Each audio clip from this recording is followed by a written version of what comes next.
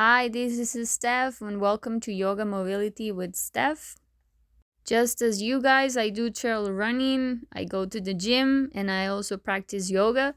So, so that feeling of being tired and feeling unflexible, I do experience it a lot as well. And the intention of these classes is to help you recover those muscles, those flexibilities, and that mobility so you can get back to your training efficiently and faster. You can follow me on Instagram as Yoga Mobility. Welcome and hope you enjoy the journey. So we're going to start in the front of the mat. We're going to open the legs hip width apart. We're going to open the fingers, stretch them, push the mountains of the fingers into the mat.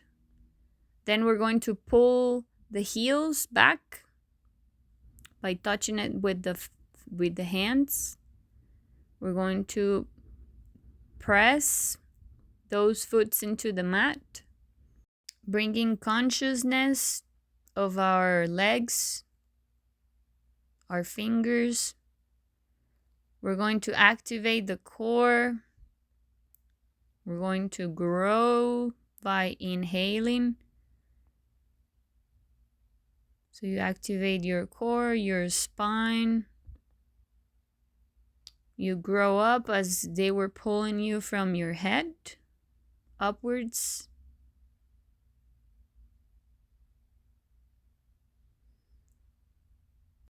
And from this Tadasana position, we're going to bend forward and down,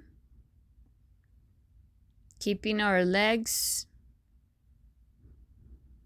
with consciousness. So we're going to inhale and we're going to fold forward slowly, maintaining those legs straight to the mat. Then we're going to go down into the mat. The last thing that goes down is our head. We're going to take our hands by the elbows. We're going to try to push the weight more into our fingers so we can keep that line straight on our legs. We're going to keep there 2 breaths. We're going to activate those hamstrings by pulling them upwards. If having the hands into the elbows is hard for us, we can put the hands into the mat, and that will be fine too. Now we're going to bend our knees, try to place our core into our legs, and then we're going to straight up those legs by trying to keep the core into the legs. We're going to go slowly. So we're going to bend again, bring that chest into the knees. You can touch your heels with the hands. And we're going to do it one more time. We bend our knees. We pull our chest into the knees. Try to keep that space small between the legs and the core. And then we straight up that leg slowly. Now we're going to do the same, but we're going to put the feet one next to the other. We're going to keep that straight line on the legs and the hips. We're going to bend forward on the exhalation. But first of all, we want to grow. So we want to activate that core, that back. And we go slowly into the front and down. Try to put some weight on your fingers not on your heels, so we can stretch more that back of the leg. You can put the head down into your arms. Remember, if having your hands onto the elbows is difficult, you can put the hands into the mat. And we're going to put the hands on the heels. Bring the chest into the knees. Then you can straight up slowly. This can be hard as balance is a situation here too. So if it's hard for you, you can keep your feet open, hips wide open. So we do this 3 times. Now we're going back into a down dog. We're going to open the hands a little bit more than shoulder width. Legs get hips width. And we're going to stretch that heels by pulling them up and down slowly. We're going to walk forward, backward, keeping the straight line into our hands and back. We push that down dog. We stretch the heels up and down. Make sure you get to feel that stretch. We walk forward. Then we go back.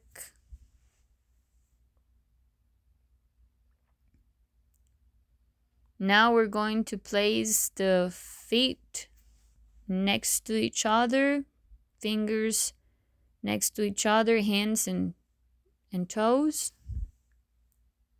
And we're going to make a down dog, a solid down dog. This is a better down dog if you're starting with the yoga, as stability is very present.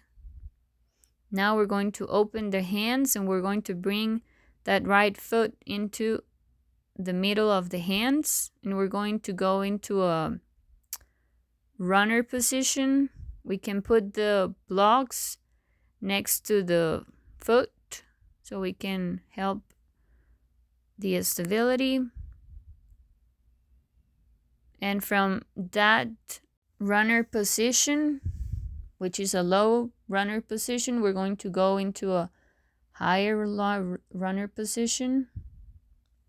Slowly we transition. So we go forward. We open that hips. Bring consciousness into the position. We're going to open that leg into a higher runner. Then we go back down, moving from the hips and not from the knees. Very important. You stretch down, you stretch up. One more time. Now we change the leg. So we open those legs, hips wide open. We keep that straight line into the runner, which is foot into the knee, knee into the hips. And from the low runner, we go into our upper runner. Three more times, 2 more times. Go up. We go down from the hips, keeping that straight leg. 90 degrees. And straight back again.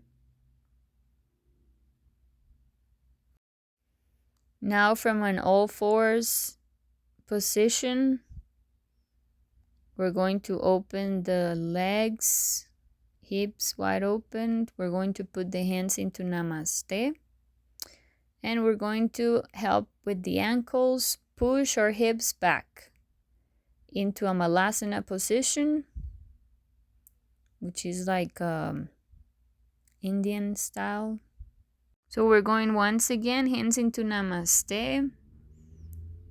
We're going to put those ankles strong. We're going to push that hip backwards. Then release. Push forward. So once again, we put the ankles, push the heels back into Malasana. Hands into Namaste. Knees back into the mat. If that's hard for you, you can use the blocks. The intention of these is to have ankles that are strong, that are flexible enough so we can avoid any injury. Now we're going to use the blocks and we're going to go slowly, as the intention of this is to have them strong and not to get frustrated. So we're going to put the ankles, hips go backwards, and then we kind of sit into the mat. And we're going to go once again. We bring consciousness. So the knees are going to go into the mat. Our butt goes down. We kind of grow into the sky, activating our core. Hands into Namaste or hands into the block. It doesn't matter. Whichever is better for you. Foot back. Kind of put your butt out. And then you push your hips backward with your ankles. And then you go forward, knees into the mat. And then you go back again with the ankles, moving that position forward and backward. Now that we practice this Malasana position, we're going to go into it officially.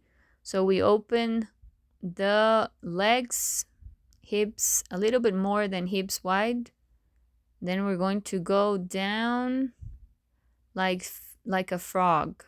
Then you go put your hands into Namaste. You stretch that back. And we're going to feel those groins that are like opening a little bit more than usually. That's great, as we feel some stiffness when we run long distances.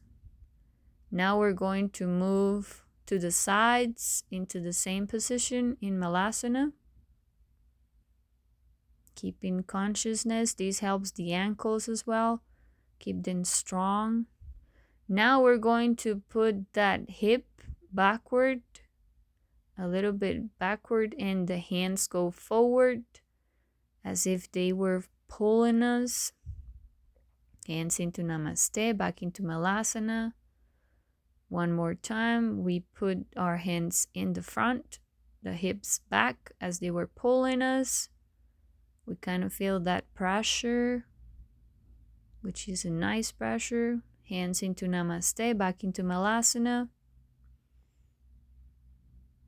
One more time, hands into the front, hips go back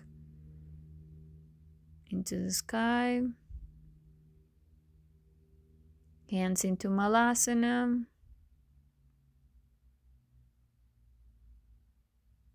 Now we're going to go finishing by going into a child pose. So we're going to put the toes together. Knees are going to go open and the hips go down into our heels. We stretch that back forward, stretching those hands into the mat. The forehead goes into the mat as last. We relax ourselves there.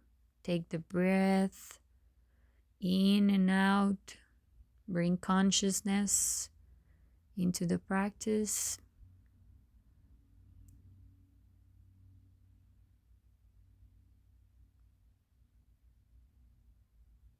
Now, last but not least, the very important part of our practice, we go into Shavasana. So we're going to place our body upward.